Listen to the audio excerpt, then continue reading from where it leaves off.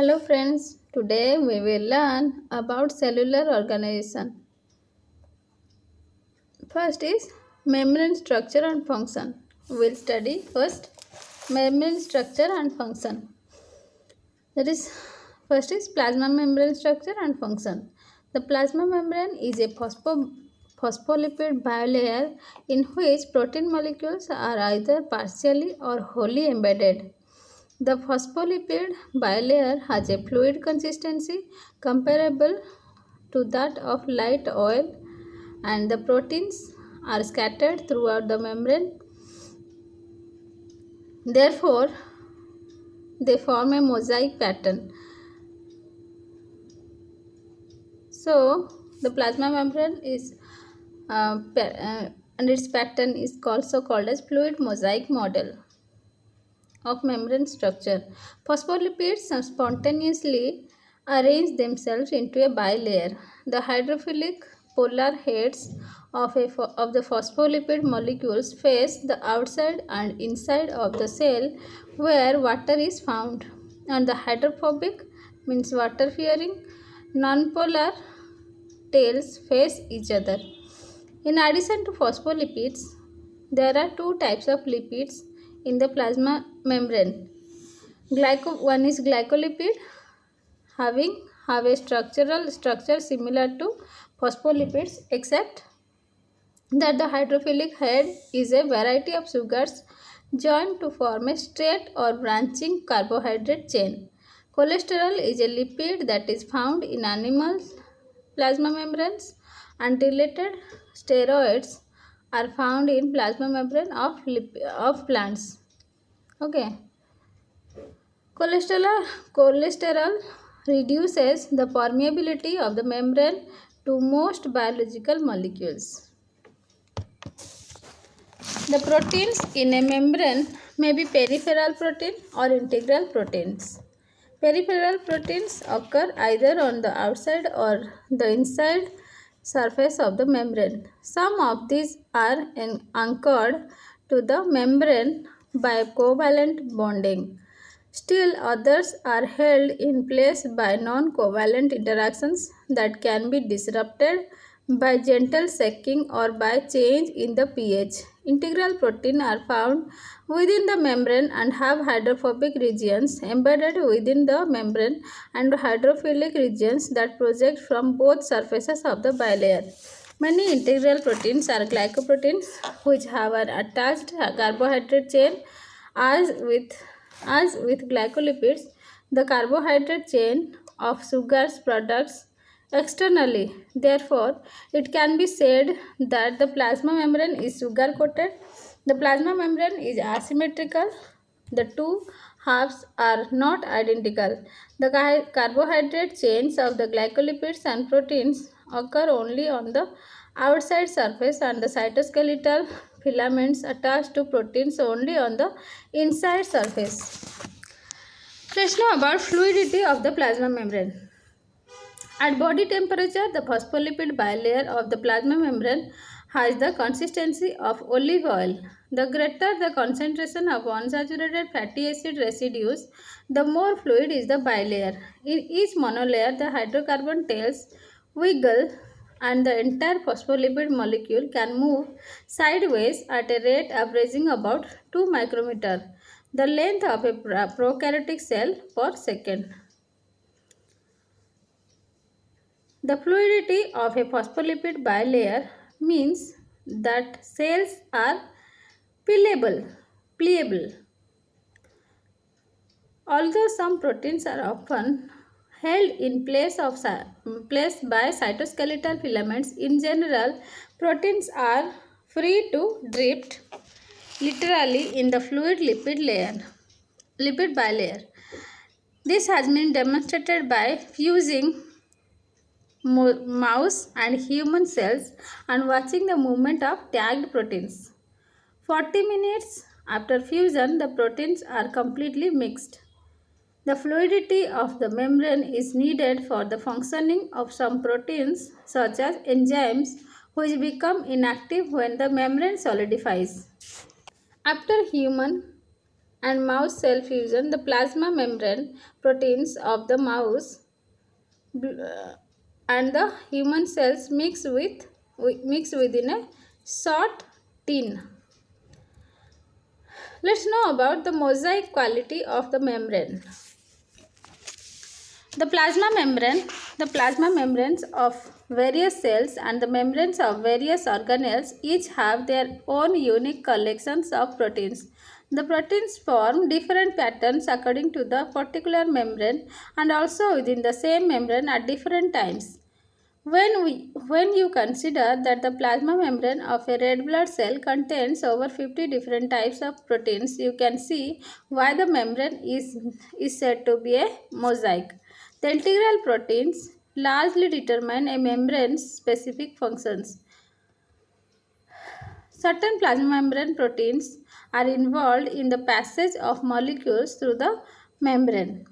Some of these are channel proteins through which a substance can simply move across the membrane. Others are carrier proteins that combine with a substance and help it to move across the membrane. Still others are receptors. Each type of receptor protein has a shape that allows a specific molecule to bind to it.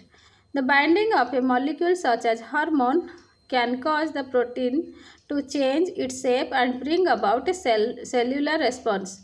Some plasma membrane proteins are enzymatic proteins that carry out metabolic fractions directly.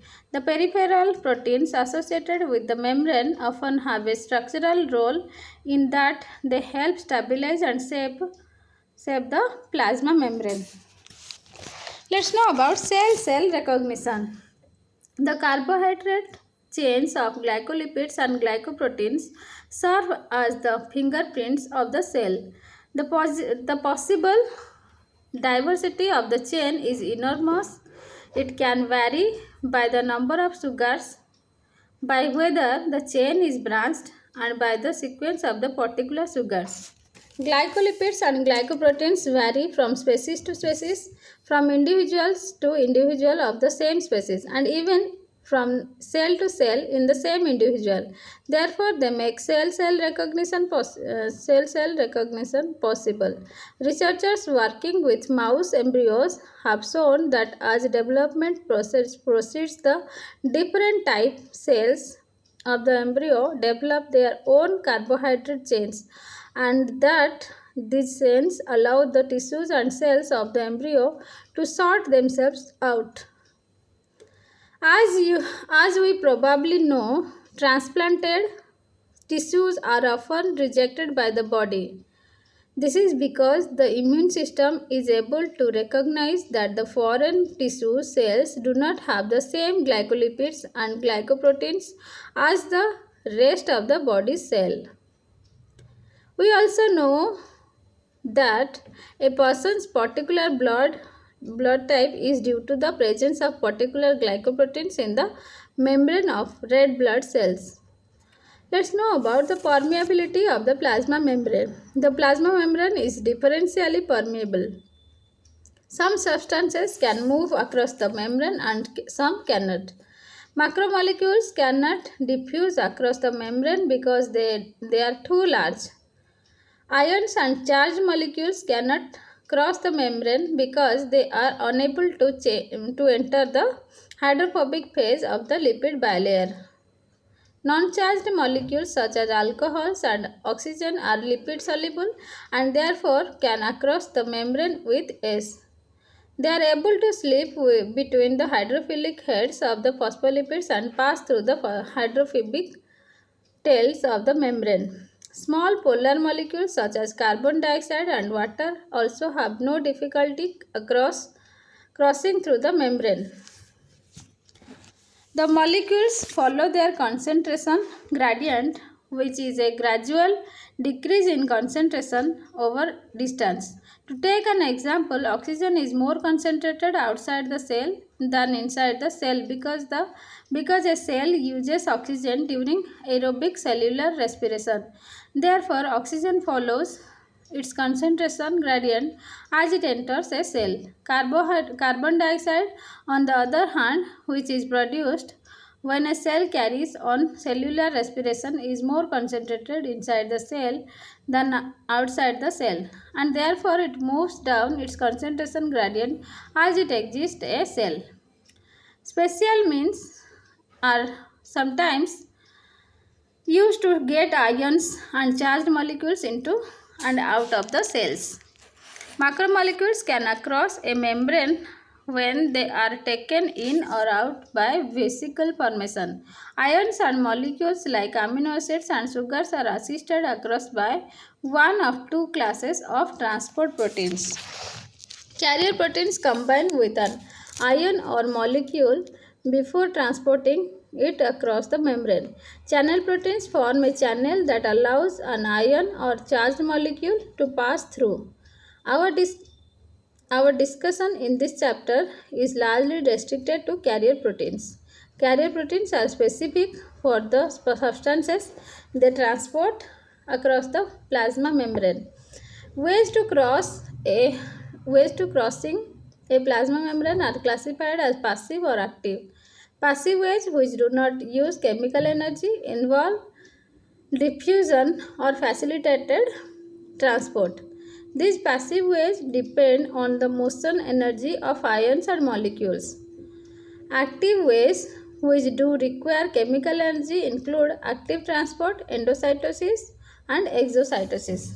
Let's know about diffusion and osmosis. The most important short question of this chapter, diffusion and osmosis. Diffusion is the movement of molecules from a higher to a lower concentration, that is down their concentration gradient, until equilibrium is achieved and they are distributed equally. Diffusion is a physical process that can be observed with any type of molecule. For example, when a crystal of dye is placed in water, the dye and water molecules move in various directions, but their net movement, which is the sum of their motion, is toward the region of lower concentration. Therefore, the dye is eventually dissolved in the water, resulting in a colored solution. A solution contains both a solute, usually a solid, and a solvent, and usually liquid. From a higher to a lower concentration, that is down their concentration gradient until equilibrium is achieved and they are distributed equally. Diffusion is a physical process that can be observed with any type of molecule. For example, when a crystal of dye is placed in water, the dye and water molecule move in various directions, but their net movement, which is sum of their motion, is toward the region of lower concentration. Therefore, the dye is eventually dissolved in the water, resulting in a colored solution. A solution contains both a solute, usually a solid, and a solvent, usually a liquid. In this case, the solute is the dye and the solvent is the water molecule. Once the solute and solvent are evenly distributed, they continue to move about, but there is no net movement of either one in any direction. As discussed, the chemical and physical properties of the plasma membrane allow only a few types of molecule to enter and exit a cell simply by diffusion. Gases can diffuse through the lipid bilayer. This is the mechanism by which oxygen enters cells and carbon dioxide exits cells. Also consider the movement of oxygen from the alveoli of the lungs to blood in the lung capillaries.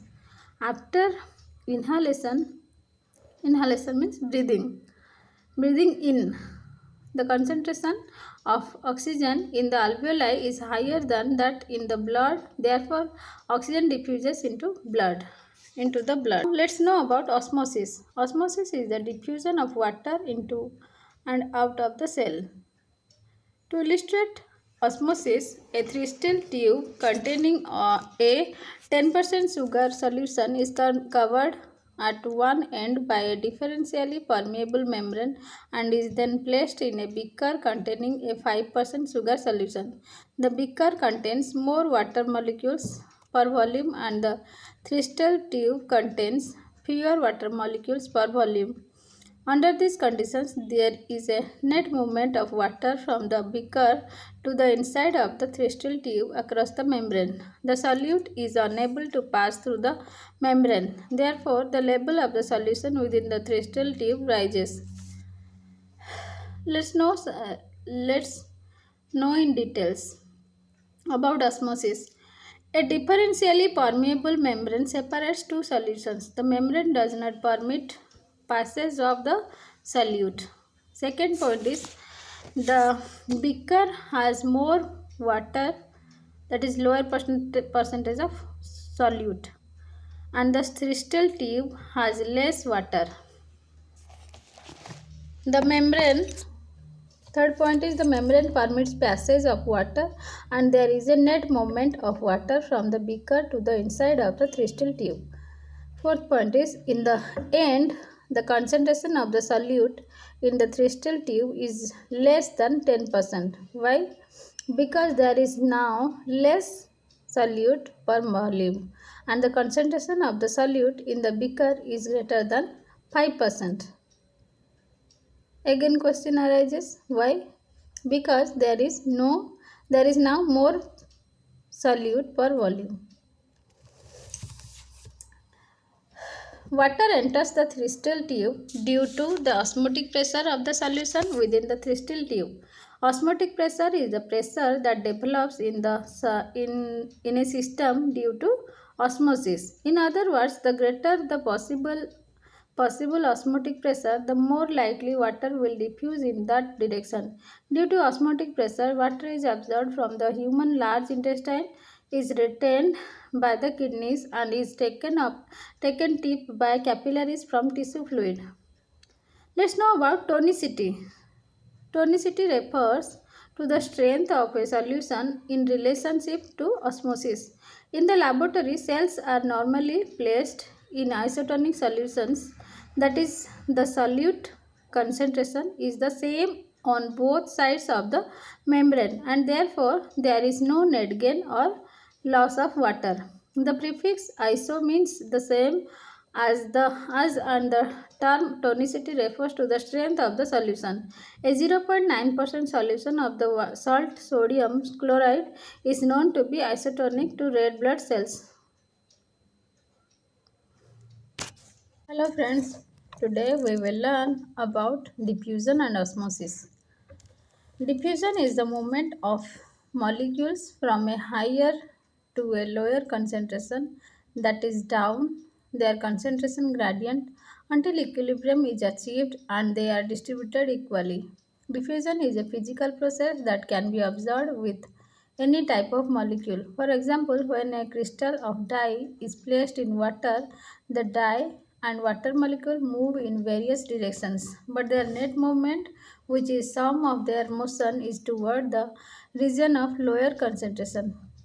Therefore, the dye is eventually dissolved in the water, resulting in a colored solution. A solution contains both a solute, usually a solid, and a solvent, usually a liquid. In this case, the solute is the dye and the solvent is the water molecule. Once the solute and solvent are evenly distributed, they continue to move about, but there is no net movement of either one in any direction. As discussed, the chemical and physical properties of the plasma membrane allow only a few types of molecule to enter and exit a cell simply by diffusion. Gases can diffuse through the lipid bilayer. This is the mechanism by which oxygen enters cells and carbon dioxide exits cells. Also consider the movement of oxygen from the alveoli of the lungs to blood in the lung capillaries. After inhalation, inhalation means breathing. Breathing in, the concentration of oxygen in the alveoli is higher than that in the blood. Therefore, oxygen diffuses into the blood. Now, let's know about osmosis. Osmosis is the diffusion of water into and out of the cell. To illustrate Osmosis, a crystal tube containing a 10% sugar solution is covered at one end by a differentially permeable membrane and is then placed in a beaker containing a 5% sugar solution. The beaker contains more water molecules per volume and the crystal tube contains fewer water molecules per volume. Under these conditions, there is a net movement of water from the beaker to the inside of the crystal tube across the membrane. The solute is unable to pass through the membrane. Therefore, the level of the solution within the crystal tube rises. Let's know in details about osmosis. A differentially permeable membrane separates two solutions. The membrane does not permit passage of the solute. Second point is the beaker has more water, that is lower percentage of solute, and the crystal tube has less water. The membrane Third point is the membrane permits passage of water and there is a net movement of water from the beaker to the inside of the crystal tube. Fourth point is in the end the concentration of the solute in the crystal tube is less than 10%. Why? Because there is now less solute per volume and the concentration of the solute in the beaker is greater than 5%. Again question arises, why? Because there is now more solute per volume. Water enters the crystal tube due to the osmotic pressure of the solution within the crystal tube. Osmotic pressure is the pressure that develops in a system due to osmosis. In other words, the greater the possible osmotic pressure, the more likely water will diffuse in that direction.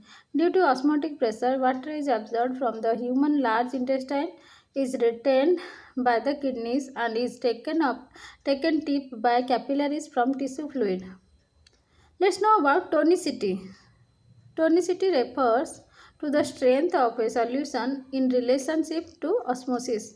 In the laboratory, cells are normally placed in isotonic solutions, that is, the solute concentration is the same on both sides of the membrane and therefore there is no net gain or loss of water. The prefix iso means the same as and the term tonicity refers to the strength of the solution. A 0.9% solution of the salt sodium chloride is known to be isotonic to red blood cells.